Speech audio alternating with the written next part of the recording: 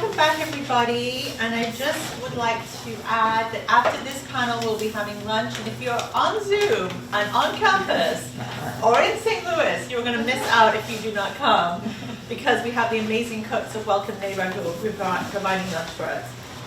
So panel 2, Cultivating Collaboration and Innovation.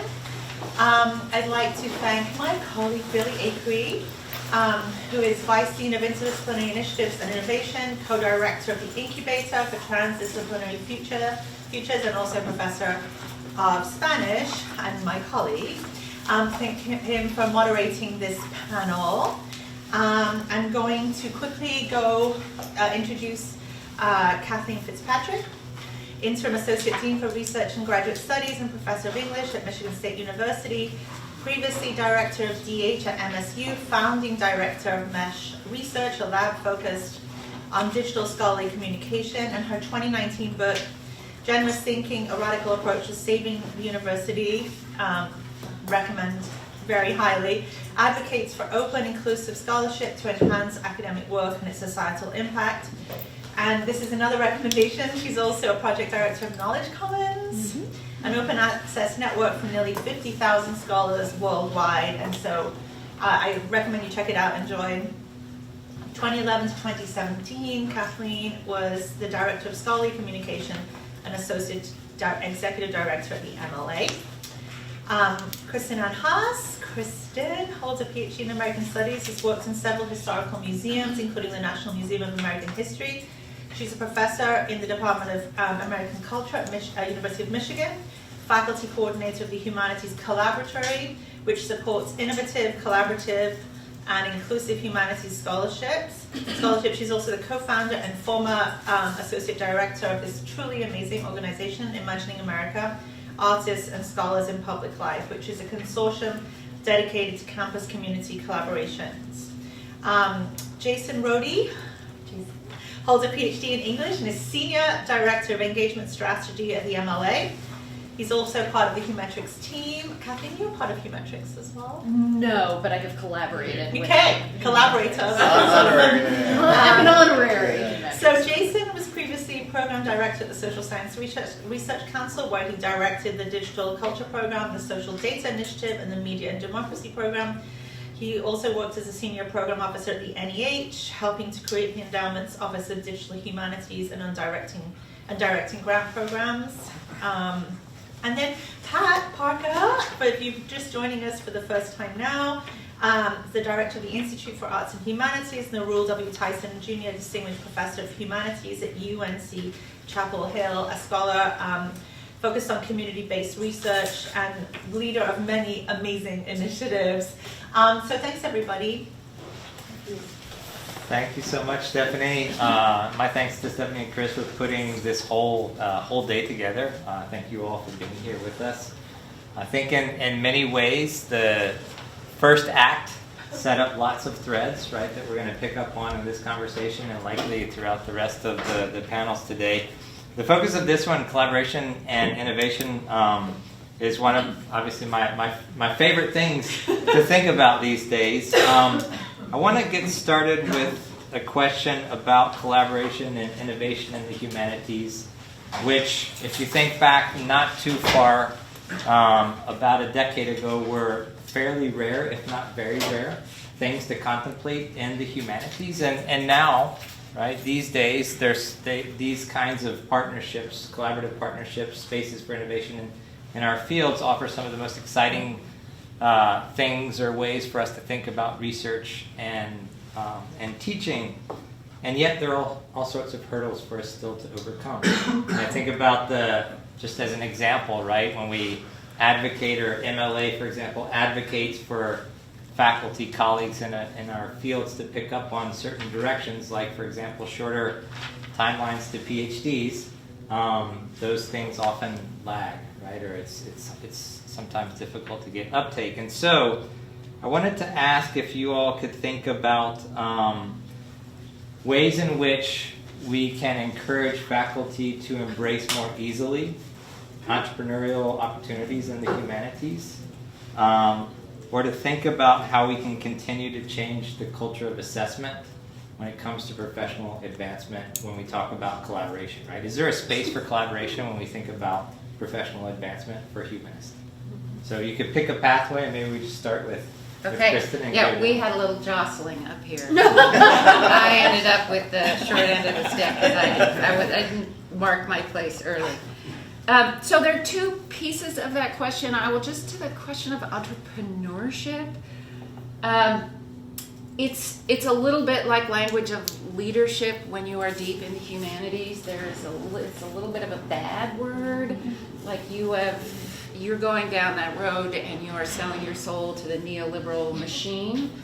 And I think we need to reclaim both words. I mean, I love the work that Pat is doing to do that, and I think there's a lot of interesting work to do reclaiming leadership, thinking about humanists as entrepreneurs is another kind of reclaiming that I think we need to think about doing. The question about the future of humanities on the last panel had me thinking about the way in which humanities have long been defined by silos, and I think the future of humanities is relational.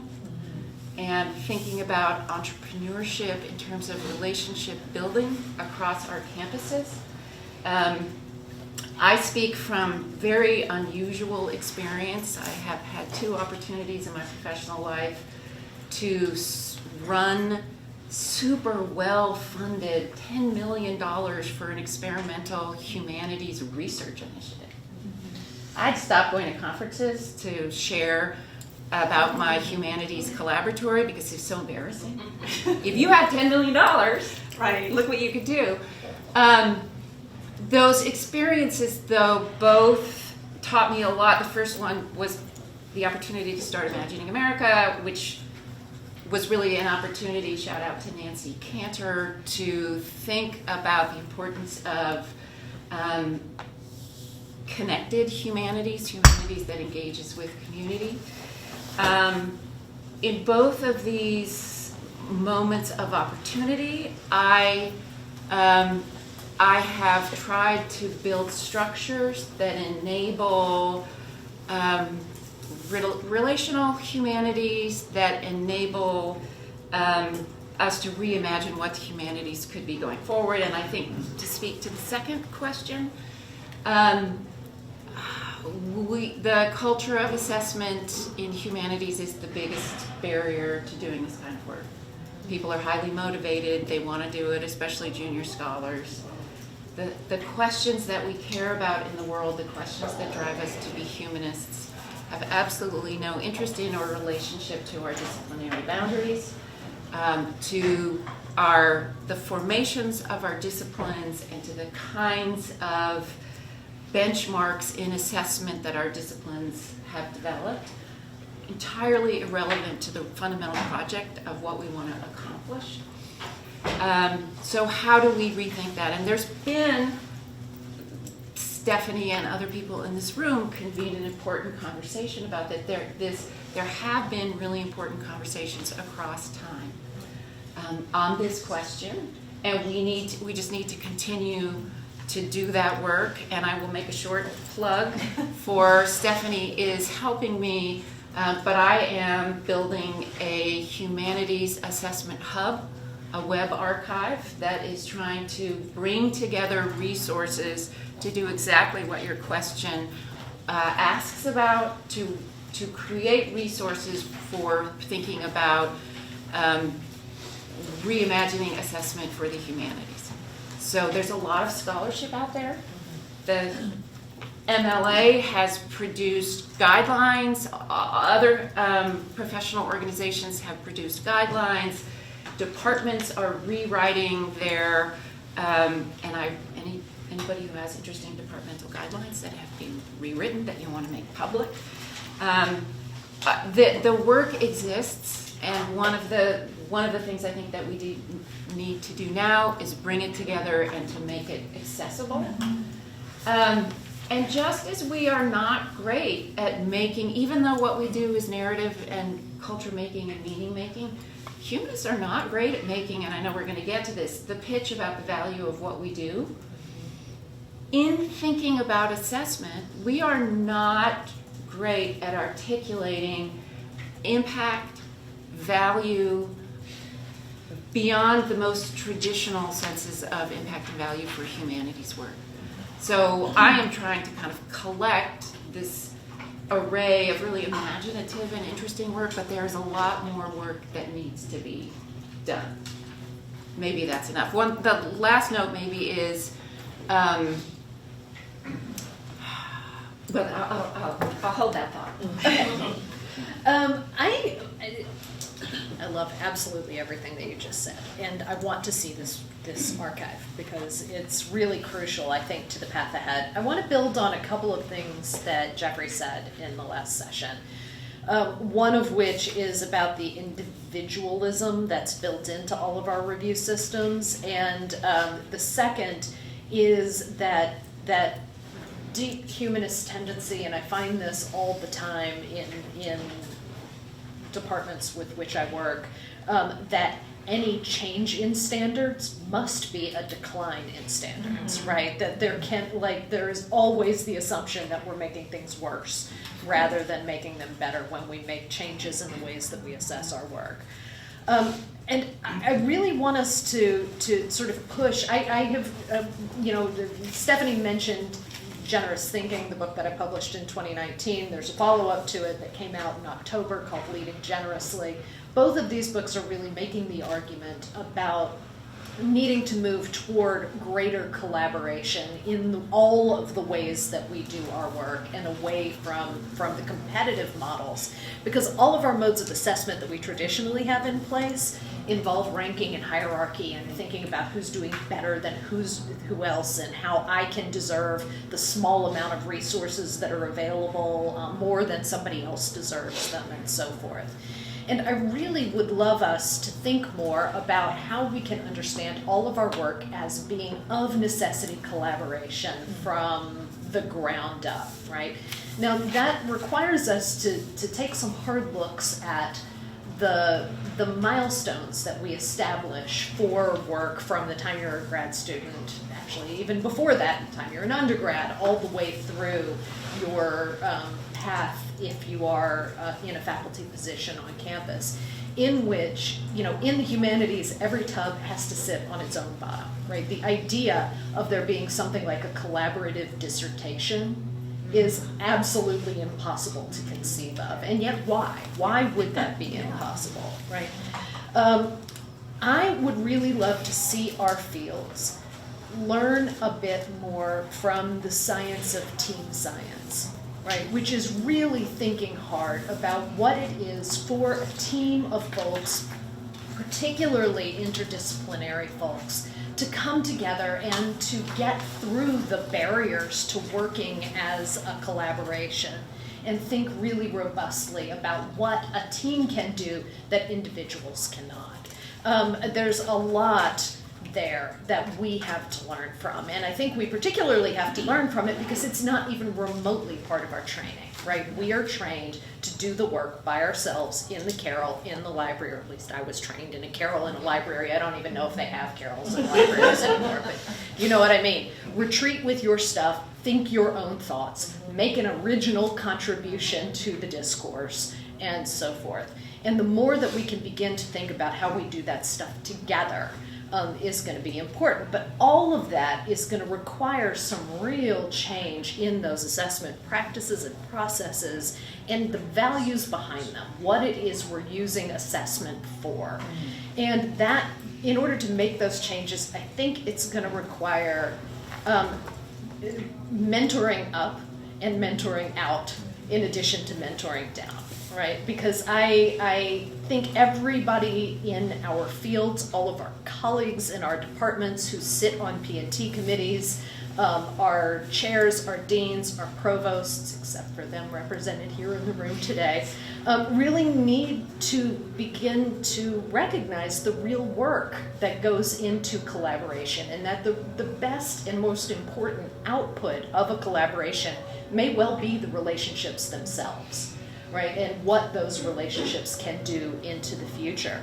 And so, I sat, and this is a while back, and I do hope that the department that I was in at the time no longer asks this kind of question. But I sat on a promotion review committee many, many years ago in which a scholar whose subfield did tend toward the collaborative, right, and who did tend toward co-authorship, came up for promotion with a co-authored book.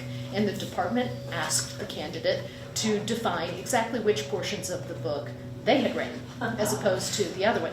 And everybody who's ever co-authored knows that by the time you get to the end of a project like that, if you've done it right, you don't know which parts you wrote anymore because you both wrote all of it. And so thinking about what it means to be in a place in which what you as an individual do matters far less than the relationships that you have built and how those relationships can carry forward all of the work that we're all trying to do. So I'm just going to stop there and point at Jason. Wow. No pressure. Yeah, no pressure. So I think what I would start with is actually going back to some of the terms that you hopefully asked that we define, thinking through some of the issues at the forefront. So one, you raised accountability, and it's often a failure of accountability. Chris, you brought up the misalignment of values between what we say we care about as institutions, sometimes as individuals, and the lived experiences, right? And then Jeffrey, you talked about the culture of competition, right? And I think all three of these things are sort of centered around this core issue of like how do we enact fundamental substantive change at our institutions. That accountability issue, I think, is directly related to our repeated claim of a falsehood, which is that there's something called a solitary scholar. And the fact is there's no such thing as a solitary scholar. You, as you said, you were trained in a particular way, but you were sitting in a library, an archive, in a carrel. You were reading people who came before. We saw a beautiful model of sort of like the legacy of like reading and understanding and interpretation just in the last discussion. We rely on folks who are part of our field, but not necessarily in our discipline. They're part of our institutions. They're the archivists, the librarians, the colleagues, the interdisciplinary collaborators that we have. And so I think we really have to get past this notion that we as humanists exist in this solitary space, because what it's doing is, and this is related to the incentives that are driving our work, it is breaking the ecosystem that is necessary for our disciplines, our interdisciplinary work, and our institutions to function. Anybody who's tried to recruit somebody to review for a journal, or find a reader for a book, or review a grant panel, right now knows that we have zero incentive as scholars to do that work. Zero. And over the past several years, particularly in the midst of COVID, and the increased pressures that faculty and students are starting to see, over time about professionalization and a very limited number of indicators that are used to evaluate their work, they're putting that work aside, except for the folks who don't. And what we're doing is creating an undue burden, often on scholars who are scholars of color, who are women, who are dedicated to doing the work that a lot of people have set aside. And so, we have this problem with the ecosystem that's collapsing, because we don't incentivize that review, which is as important as the writing of the article. It is. And yet we've completely moved away from that. So one of the things that we're working on with Humetrics is, that we talk about a lot is, and I think at Michigan State, before Chris left and they've continued to work, they've got a great example of how to combat this, but that our incentives tend to segment our activities as opposed to understand them as collective and additive, right? And so we have this sort of three-legged stool that exists, but if you have a project, a community engaged project, that is, out there, you're doing lots of service work, you have some research, there's some pedagogy involved, but that service in and of itself automatically makes it count as service. So I knew somebody who worked on a digital humanities project that I'm sure each one of you have probably touched at some point in your career. I won't mention it because this is their story, but there was a project and it had incredible influence and continues to have incredible influence. And yet, because it had an element of service, it was only counted as service in their tenure review. Now, fortunately, this person also had a book, but I guarantee you that service project has had, an impact on people's careers, on the public humanities, on the public as a whole, far more than that book has. So I think that the question, Pat, you raised earlier, which was just, the best question to ask, which is how does the infrastructure work, and how do we use those mechanisms to change? So I am a trained literary scholar, a reader, and yet I'm also like a lifelong bureaucrat at this point. So I've been, several decades in like nonprofits and government and everything else, right? And so I know how much forms drive what we do, right? How much filling out a form and what form elements are present. And so I think, and I'm sure we'll keep talking about things that we can do, but the power to enact change, another thing that we've learned in our Humetrics work is like that Spider-Man meme, where all the Spider-Men are pointing at one another, right? The provost, if we say we want to change something so that we can better include the MLA guidelines for publicly engaged scholarship to better represent the work that people are doing, a department will say, I'd love to do that. My dean's not going to let me do that. And the dean will say, oh, I don't know, it's the provost's job. And the provost is like, this is a faculty decision. And so like everybody's like this. And so figuring out actually, turning to the forms, turning to the processes, and really sort of build, like looking at them so that we can show that we're widening the bar without lowering the bar, as you suggest, right?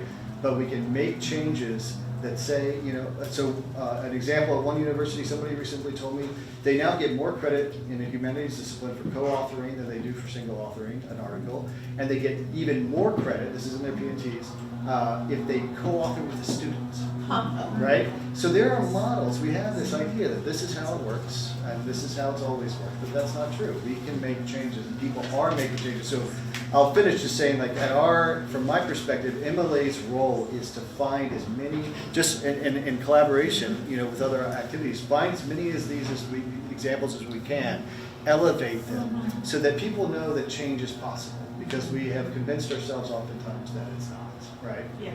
So I'll stop there. Yeah, well, I guess the disadvantage of going last is that everything's already been said and said so well. The only thing I'll add is that I've been thinking a lot lately about discernment, and just on maybe something you just said, Jason, around like what matters. Like when we put, in leadership we talk about, what the leader pays attention to or what we value. It sort of shows up in our practices. And so I think that's where the fulcrum of change is. I think that's what everyone has been saying here in terms of changing our assessments, putting them into actual practices, into our institutionalized mechanisms. And that coincides with what we think matters, what we value, right? And so you gave some examples of those. But I think to get to that point, I think our administrators and faculty, we have to have discernment. Let me tell you a recent example that came up. So in the last panel, I talked about the time frame before this time. So the before times before the before time, I don't know. But anyway, when there was this emphasis on changing diversity, and then when we got to the point where all the programs were going to be wiped out, we were just waiting to hear what administrators would say about that, to give us some assurance. Then when these times came, I have no idea what language I'm using now, but anyway, roll with me here, where the threat to take away the F&A. Right. And there was going to be this impact. And there was clear language from the Vice Chancellor for research. We are in this together.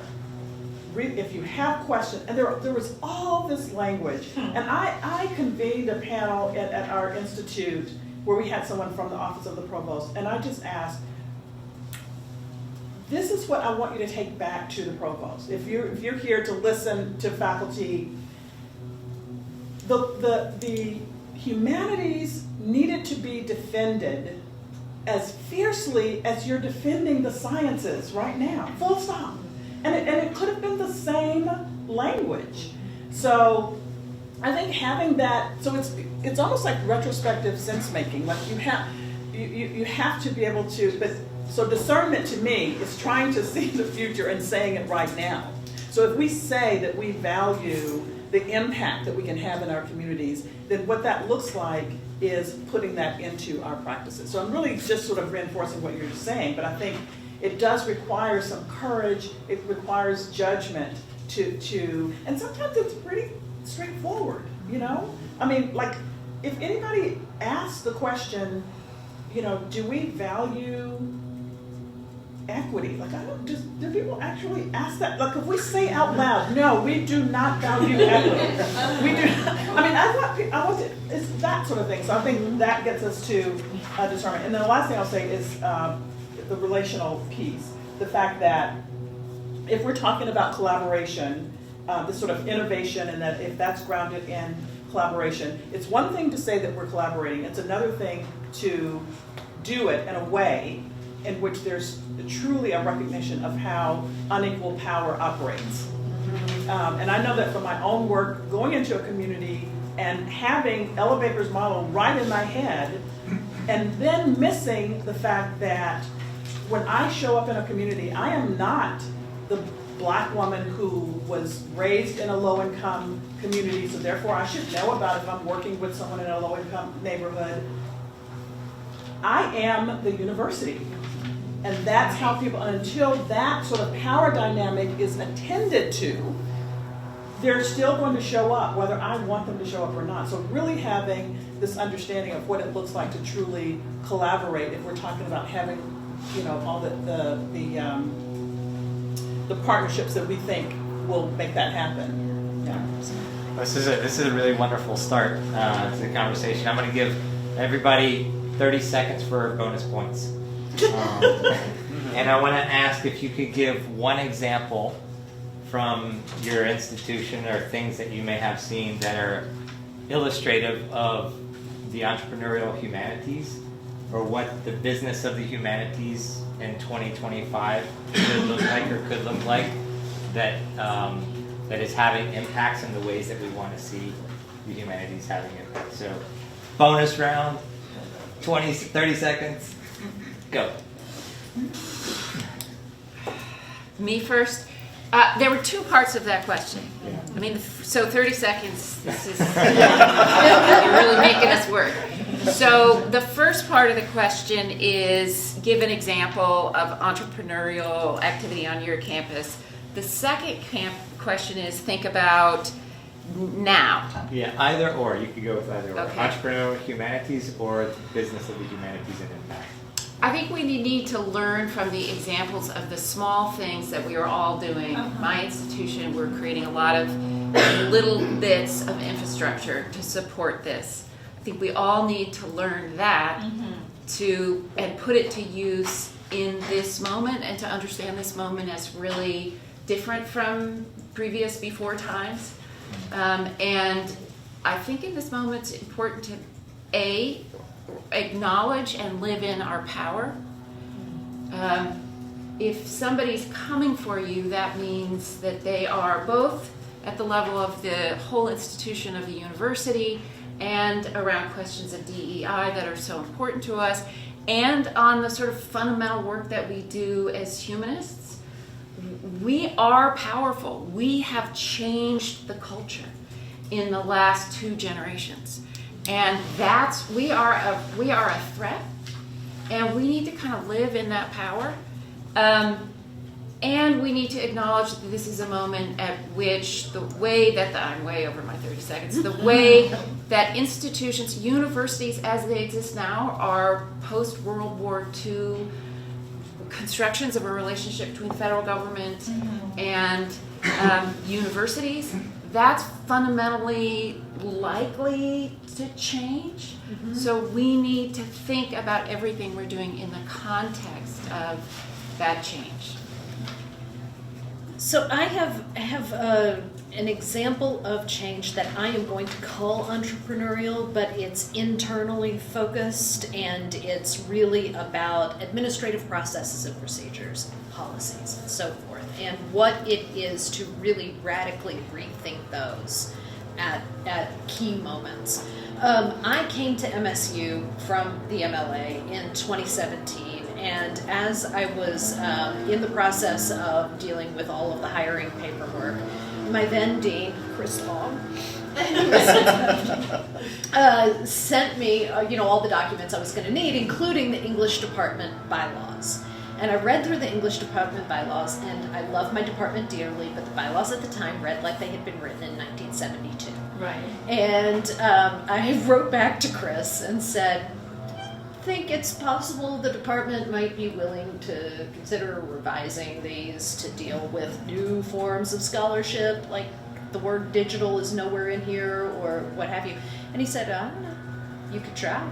And I thought, okay, well, that's a little bit of an odd response, but whatever. So I get to MSU, and that first year, our then department chair, who was in her second year as department chair, came to the department and said, guess what? We're going to revise our bylaws, top to bottom. And everybody went, fine, okay. But what she did was divide the department up into committees. Everybody was involved in the process. Nobody got out of it, right? And the committees were broken into subcommittees, and people were assigned various portions of the bylaws to work on. And we were asked to go through them with a fine-tooth comb and find everything that no longer applied and pull it out, and find everything that was written in 1972 and update it for 2018. And in the end, I ended up serving on the annual review and promotion and tenure review committee, and then on the research subcommittee within that. We developed a policy that was in its way kind of future-proofed, right? We didn't just name the new forms of scholarship that hadn't been around in 1972 but were now. We in fact created a non-exclusive list of the kinds of stuff folks might do, and got this in here. And how all of that got approved was by looking at that table of mostly senior professors around the table, and saying, to the ones who were like, well, why would I want to include that in a list of forms of scholarship that I approve? To be able to say, so-and-so down the hall did one of those, and it had a huge impact.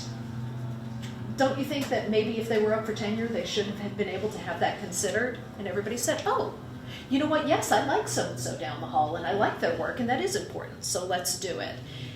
The entire department brought all that change together. Everything was discussed and voted on, and we got a whole new set of bylaws out of it that I think are going to last us for a while, precisely because of the work that everybody put into it. So I'm going to shut up now. That was like 3 times. So yeah, I'm going to 30 seconds, Jason. I'm going to speed run. Okay.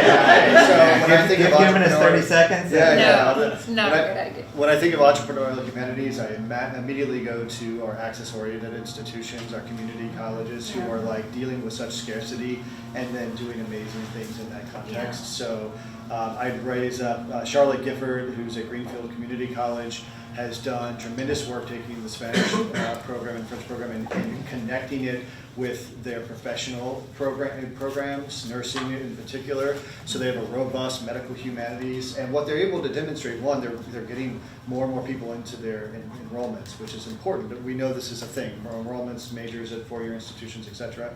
But she's able to grow the program, but also demonstrate that to those students who need to know they're going to come out with a job, but also want to do things like study Spanish, right? That they can actually increase. So she floats this number of about $10,000 more in annual salary for a student graduating from a nursing program who's bilingual, right? And so demonstrate what she's reflecting in that work is the ethical, the ethics of.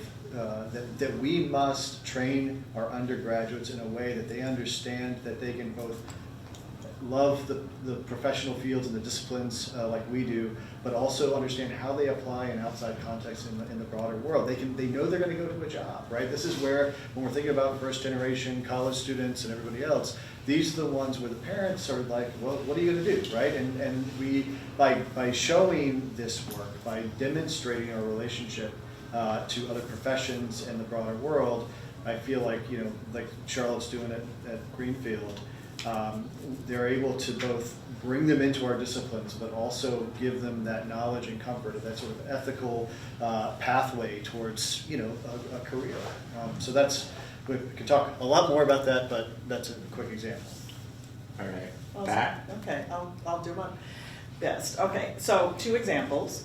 One is local, which is at my institute. I developed and got the funding for something called a scissor grant, because our faculty do cutting edge research. And this is a summer international collaboration grant. So something specifically designed to support faculty doing international collaborations in the humanities. And so they get $20,000. They can spend it all in that summer, or they have 5 years to spend it. And it's to help them to support that. So I feel like that's sort of one example of entrepreneurship, or sort of an entrepreneurial idea to support collaboration. The other thing is, I feel like my university up until this point has done a great job of bringing in infrastructure to support this. So there is something called the Innovation Hub at the university that it's designed to help startups and to move technologies and so forth, but there's absolutely an opportunity for humanities and interdisciplinary research to get in there. So that's something that's on my radar to kind of get that going. And then can I end with one last example, again, going back to Holden Thorpe. And is Holden here? He spends a lot I see him more in North Carolina, so I don't know if he's still here or not. But is he still here? No, He's- I thought he was. I know. He's technically still here, but he's the editor. Of course, but He's not here. He He's doesn't not have- here. Oh, Okay, he's not done. here. Well, at any rate, when he wrote a book called The Engines of Innovation, so getting on that hub of terms of how to do innovation. And I remember a gathering we had at the Institute. I wasn't director then, but someone in religious studies says, wait, like, what is all this entrepreneur, like we're not starting like a new religion. Like, what are you, so I thought that was it. Yeah. So it really takes some time for some translation to get Sure. people to think about what does it look like to do that. No, And thank that wasn't 30 seconds, but I think I was, You won. okay. Bonus points go to Pat. All right, so I want to ask everybody about motivation, especially in relation to innovation and to collaboration. I want to start with Kathleen and Jason. Then there's a second part of this question that I want to pose to Kristin and Pat. And the question for Kathleen and Jason is, how do you think about motivating colleagues to pursue these kinds of new opportunities, right? Whether we're talking about innovation, we're talking about collaboration. And you could think, the sort of expression has come up, right? The before times, the these times now.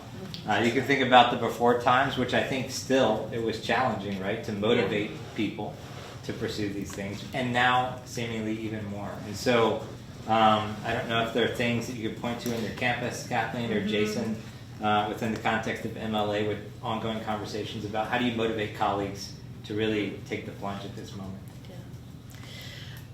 So I am going to attempt to be very brief in this, if I can manage to make myself do it, and point to an initiative that started again while Chris was dean at MSU in the College of Arts and Letters, which is a program called Charting Pathways of Intellectual Leadership, or CPIL, as we refer to it. It was a collaboration that was developed with Chris and the associate and assistant deans who were working with him at the time. And basically what this mode of thinking about the nature of scholarly work is, asks all faculty, but not just faculty. So not just tenure system faculty, but fixed term faculty, our academic specialists, our staff, are all, and now our students we're extending this to, are all asked to think about what their horizon goals are for their work. At the point that you're retiring and they're having that celebration for you, what's the thing you want folks to say or to have said about the work that you have done? What's the most important thing for you to accomplish in your long-term vision for the work that you're doing? And then work back from that. What are the milestones you need to meet in order to be able to get to that horizon? What are the stepping stones? Milestones often not under your control, getting tenure, right? Getting promoted, things like that. Stepping stones, what are the things you can do today and tomorrow in order to get yourself closer to those goals? And if we're able, as our faculty now are within the College of Arts and Letters, to orient their work around that, right? Of that thinking about the deepest possible goal, the thing that means the most to me in my work, rather than focusing on those milestones. Oh, I gotta get tenure, so I've gotta finish the book, and I've gotta get this thing out, and I need 2 articles this year, and I need, right? Rather than focusing on those means to the end, instead really putting the end before the means and thinking about what it is that I can do to get there, we have found this amazingly motivating among faculty, staff, students alike, to really be able to understand that the work that they're going to do is going to be assessed based on how well they move toward those goals. So That's a great example. So I would quote Jim Grossman, who's the now retiring head of the American Historical Association, who likes to say that scholarly societies can do 3 things. They can organize, right? They can gather people around. They can legitimize, and they can incentivize, right? And so, you know, so I would say just quickly in, you know, the ways that we've transformed the work that we do at the MLA through the convention and lots of other activities is to gather people to sort of like practice together a lot of these things and provide professional development for folks at all tiers, to you know, from graduate students all the way up to full faculty, you know, full professors. Like, think through how do we manage these things together. With the legitimized aspect of it is you know, a lot of the things that we're talking about, the guidelines that we're providing, everything from the ethical treatment of graduate students all the way to, you know, how do you count publicly engaged scholarship. We just launched a huge revision to our digital scholarship guidelines that are just incredibly, Alan Liu and company did an amazing job, and we're creating one on that's just starting. I don't think it's necessarily public knowledge, on creative and critical practice. Which Paula said Okay. was inspired by our event. That's right. On November 8th, That's right, yeah. 2023. So There we go. the So- work matters. Yes. Yeah. So, you know, all of these things are ways in which we say, like, this work matters. This is valuable. This is important. And then through the incentivize, I mean, what we try to do is encourage, both through the limited funding that we have to give out, but also through, you know, working with folks who have resources on their campuses to think about how do we incentivize, as you were describing, like ways in which we should think more creatively about the work that we're doing and how we count that work. So we have, you know, pathways grants to sort of make people think, how do we rethink recruitment, retention, and career readiness? This is not something we often value in, you know, we don't reward people for thinking about their undergraduate students' careers necessarily, right? So how do we change this model? I would say, you know, just the CPIL model is something that at Humetrics we just come back time and time again because it rethinks models that we think are so entrenched, and it just changes it. It just tweaks it. It doesn't make the other one irrelevant. It just means that you have a different mindset. You have a different possibility space to explore.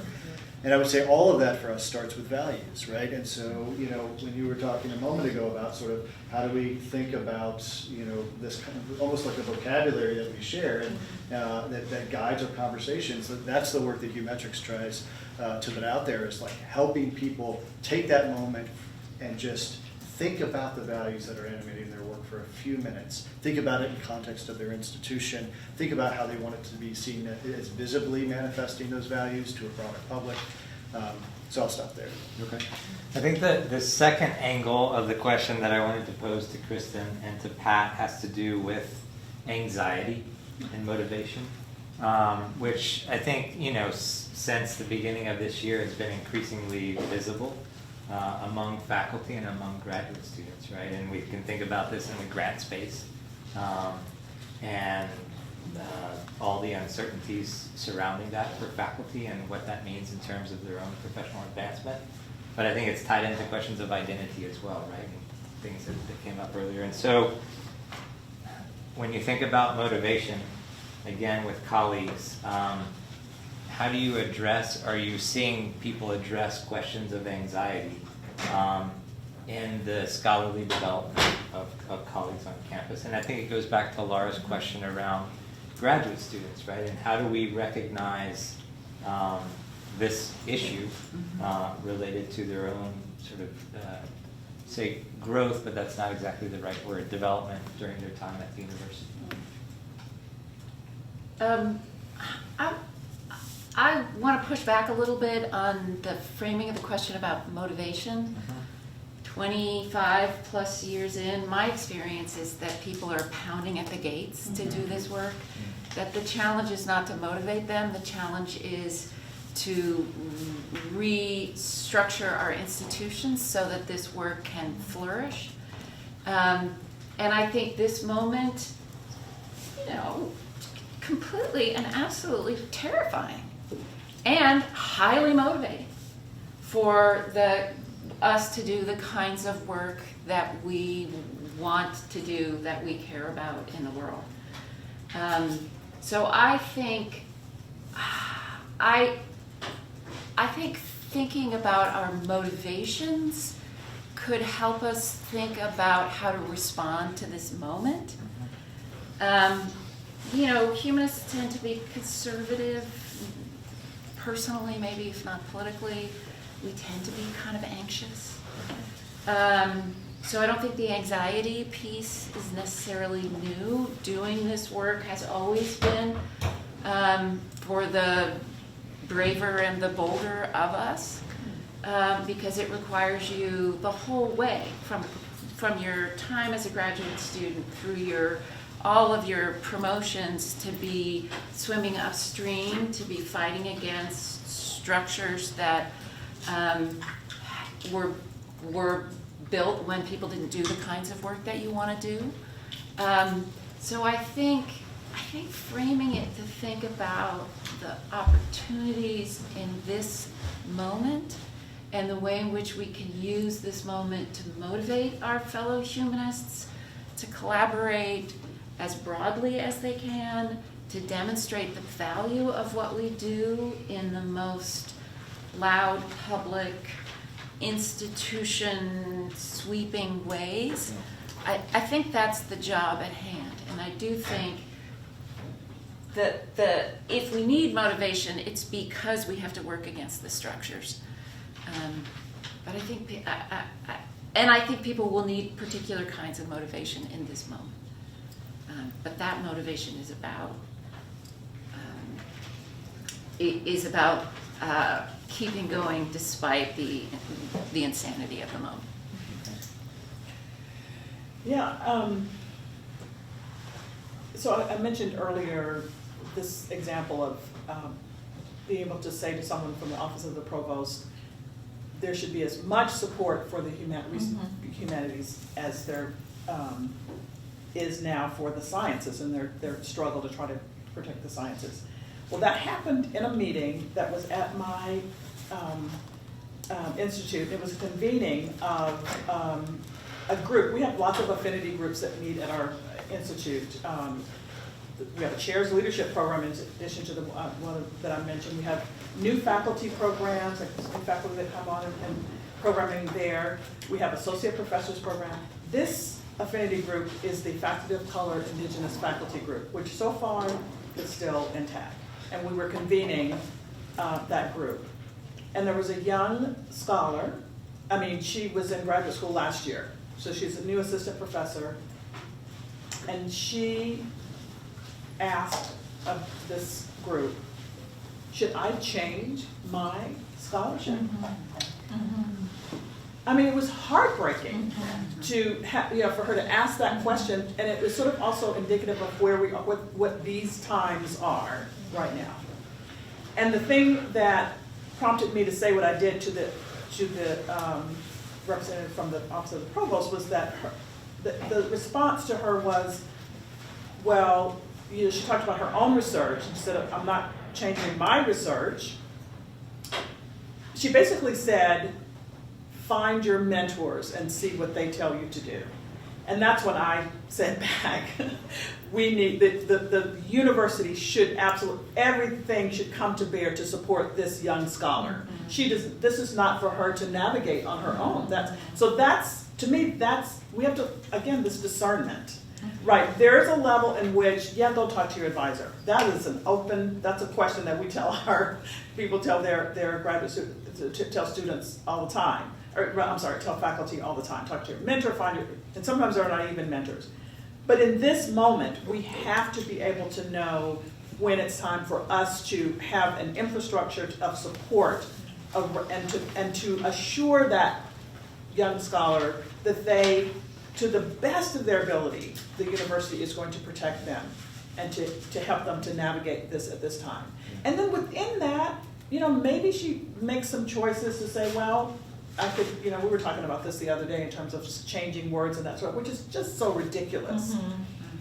But at least you're not making those choices alone. It's like, I think that's community. I think that's this is sort of a thing that I think we've been kind of homing in on in this panel. Like, if we really think of ourselves as a community, we should know what that looks like and what that means and how we are accountable to each other. And to me, that was an example of what accountability should look like. To say that if you fail, then we're all failing. Well, thank you. I think we have time for one last brief question before we turn it to the audience for questions. And this one, in many ways, I think builds on what Pat and Kristin responded to with this last question. It has to do with how we adapt campus cultures to allow for new kinds of humanities work to take place. Sort of perennial question, right, for all of us. And I think the way that I've been thinking about it, and I think a lot of people have been thinking about it in this way, can external pressures or a moment of crisis be, in so many ways, the opportunity that we need to push things in ways that we just haven't been able to do when times were good, so to say, right? When there were plentiful resources or people were less anxious about what may or may not happen. Making those changes happen or adapting campus cultures was a challenging thing regardless. And so just quickly, if anybody wants to take a stab at that one, are there things that you think we can do in this particular moment to adapt cultures, departmental policies? I think, Kathleen, you gave a great example, right, of the revising of the guidelines, right, and these horizon goals. Anything else that you all wanted to add on to this before we turn to the audience? I'd say briefly, I've been building little pieces of humanities research infrastructure on my campus that I think are going to be valuable going forward. I'll just give one example. I started a research orientation for incoming faculty. The University of Michigan in the before times was a research powerhouse, $1 billion in research coming into the university, all of these offices, and most people in the humanities had absolutely no idea of the scale of that, what all these offices did, no relationship to that machine, which is a beautiful machine at the university. So, and I started to poke around. I didn't get any research orientation in my training, in my department, and I realized that the university had never offered any kind of orientation to research resources, because the kinds of research that we are talking about, the collaborative research, require different kinds of support than what we learn in our training as humanists and what the practice of our department is. So it's a 4-part series. It's very simple. And we introduce new faculty who just arrived at the campus to the various offices for research, the Office of the Vice President for Research, the Literature of College Science and the Arts Research Office, and we give them a map. Here, again, this is all changing, but here are the primary grantors in the humanities. Here's how the whole process works from soup to nuts. And I think it's a little thing, but it does start people in their careers at the university with the idea that they are actually included in a broader research enterprise in which collaborative humanities is valued. I love that. I love that. And I think that's increasingly important. It's one of the things that, as we have been going through a search for a dean, having conversations with our candidates as they come in about how they can tell the story of the research that's going on within the college, both to the outside world, but even more importantly to Central University administration, who often think that there isn't research being done within our college, right? That research happens on the other side of the river, so not with us. One of the things that I have found since being at MSU, though, and I mean, I think there's a lot of will to collaboration. I think there's a lot of energy and excitement about it, but it runs into the walls of assessment priorities and how they function and how faculty are going to achieve the goals that they have for their own careers. When I was director of digital humanities, we found that there was, digital humanities is of necessity a profoundly collaborative field. No single scholar can really build a thing on their own. They need help, they need support, they need input. And in the best of times, they're really working as partners with the other folks that they're working with. But we found ourselves in this situation in which everybody wanted to collaborate, but everybody wanted to be PI, right? So nobody was going to work on anybody else's grant as opposed to, working on their own. So now, we're in this moment, and this is something that, again, sort of moving into this interim associate dean role and looking at the college level at which this is all happening. This is a situation that reminds me of something that somebody said when I was in grad school at NYU a million years ago, when NYU went on a sort of buying spree and hired a bunch of really super high-profile faculty and gave them each a center. Like everybody has a center. Everyone gets a New center. faculty member, everybody gets a center. And we're now at this point where all of our faculty want their own centers. They want their own lab, they want their own thing that they're going to do their projects within. And I think, we are under massive budgetary pressure right now to reduce the number, or at least reduce the proliferation of centers and to bring things together in ways that can be more profoundly collaborative. So I am merely interim, but if at some point I get the opportunity to not be merely interim, I would really like to propose that the college have some hard conversations about what it would be to have a center, right? Like yours, Right. for instance, where lots of different kinds of work and lots of different kinds of projects can be supported and can be mutually supportive of one another, rather than supporting 10 different centers within a relatively small college. And I think that is an opportunity to introduce different kinds of collaboration and also to sort of break through that everybody has to be PI mode of thinking about grant funding. That's great. I was just going to ask really quickly, we end at 11:45, is that? Well, is that no, right? lunch is not till 12, so we have a little bit more time. Yeah, go ahead. I just want to make sure we have time for folks here. Yeah. So I'll just quickly say that I think building off of what you both just said is that we're heading into a situation of even harder decisions than were hard 3 months ago, and that in the context of changing campus culture, we need to continue to cultivate this sort of collaborative and collective, not just collaboration, not just community, but collective action mindset, I think, moving forward. And one of the ways, I just always fall back on the sort of Humetrics work we've been doing for the past 9 years. We spend a lot of time going campus to campus, doing 2-day workshops on how do you affect change at your institution of some significance, right? On whatever topic tends to be, it could be curricular innovation and challenges there. It could be, problems with administration, departmental closures or whatever. And we also at MLA do a lot of work directly with departments and consultancies in that same sort of way.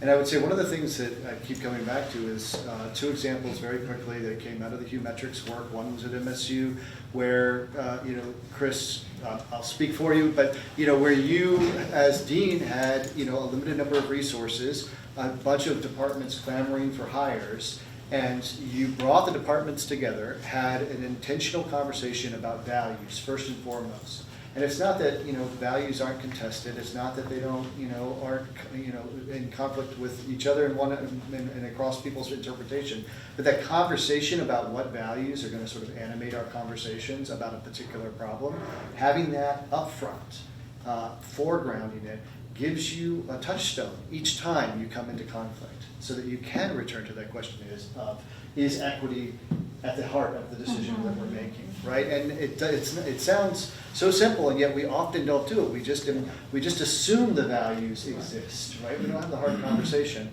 And I know that Chris at MSU, but all of us started doing this with a lot of committees where we would come in and just for a committee, starting with that values conversation.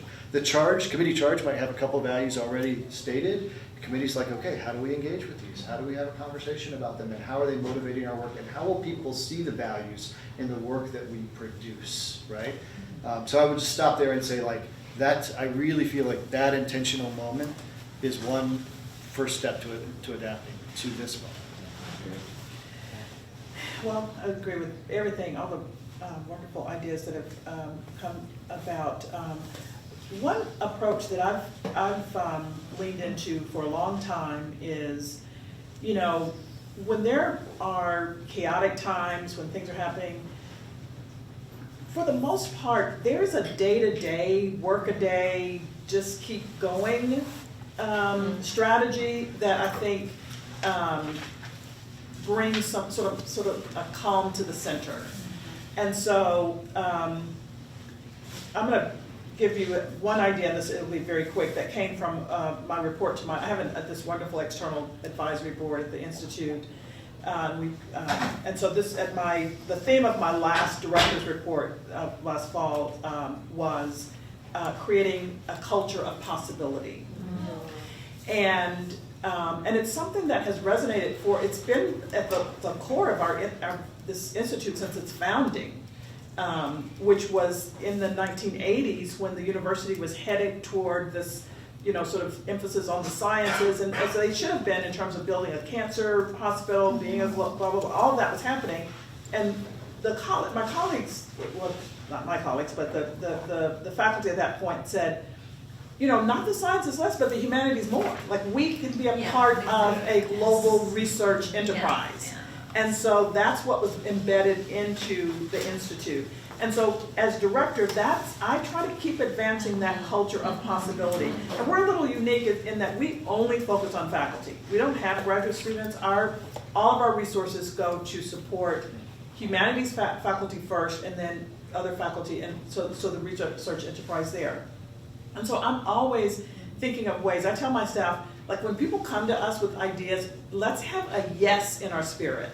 Even if we eventually get to no, if it's eventually it's no, we can at least have that yes, like, in our spirit, to think what's possible here and how does it align with our values and what we're trying to do. And we have lots of activities and grants and so forth where we're advancing that culture of possibility, and we're going to keep doing it until they shut us down. Okay, I'm Well, thank you all for tackling all those questions. Sure. Questions from the audience. We've got a few minutes here. Go ahead. Just love hearing all the things that you're saying, and Kathleen, the things that I've been trying to do are particularly aligned with what you're talking about. And this everyone gets a center mentality makes me crazy, because it just reinforces this idea that the university is basically a collection of city-states, and we would like to instead be Italy, for example. And I feel like a lot of that is based on ego being one of the highest currencies that we have in academia. And this was institutionalized in the 1800s in Germany, where the more charisma you had, the more paying lecture students you had. So charisma and ego and the ability to say things as if you know the best in the world became a part of the job description. So I'm wondering, when you are doing things, and each of you are doing these incentives to try to create more of a team, how do you help to remove ego as currency? Wow, that's a good question. 30 seconds.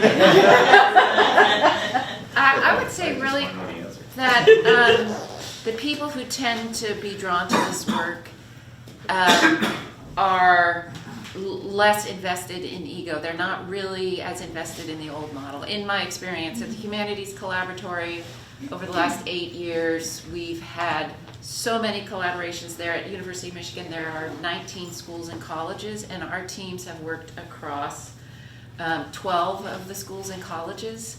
So we really have been in so many parts of the university, and the people who want to collaborate often want to collaborate because they understand the limits of their own expertise in the face of the questions they want to respond to, and that inspires a kind of humility.